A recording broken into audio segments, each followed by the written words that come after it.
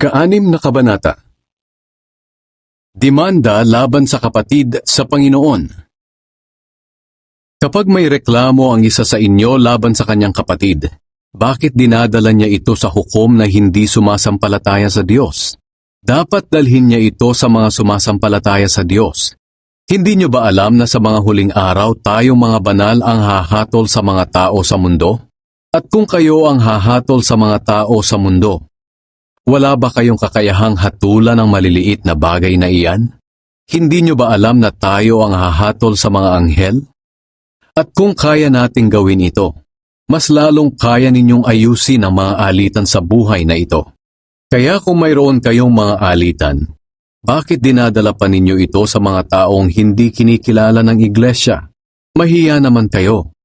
Wala na ba talagang marurunong sa inyo na may kakayahang umayos ng mga alitan ng mga mananampalataya?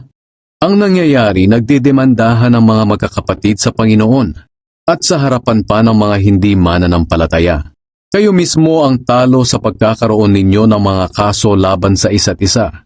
Bakit hindi na lang ninyo tiisin ang mga gumagawa ng masama at nandaraya sa inyo? Ngunit ang nangyayari, kayo pa mismo ang gumagawa ng masama at nandaraya.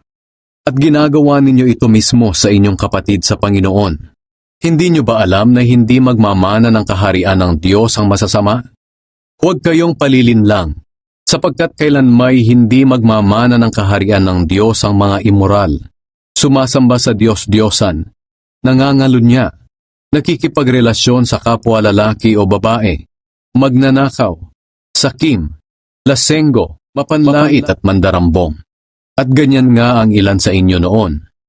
Ngunit nilinis na kayo sa inyong mga kasalanan, at ibinukod na kayo ng Diyos para maging Kanya.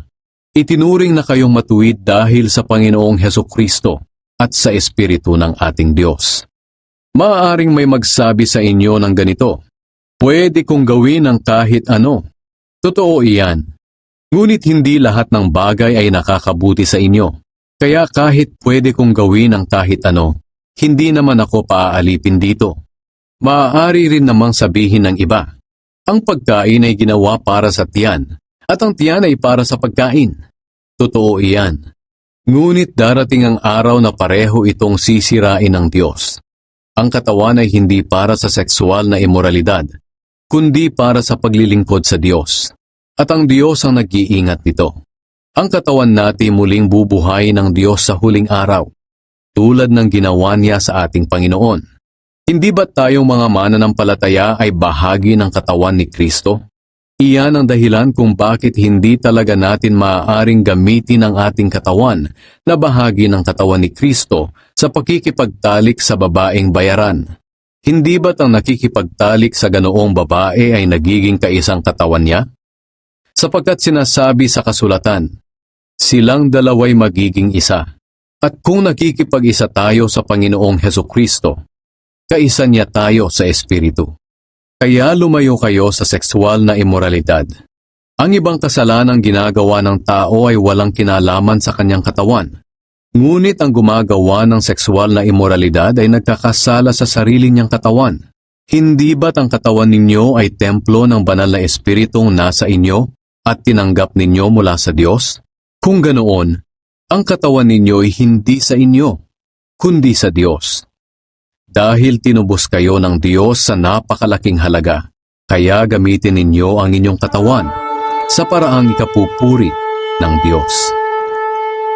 Read the scriptures.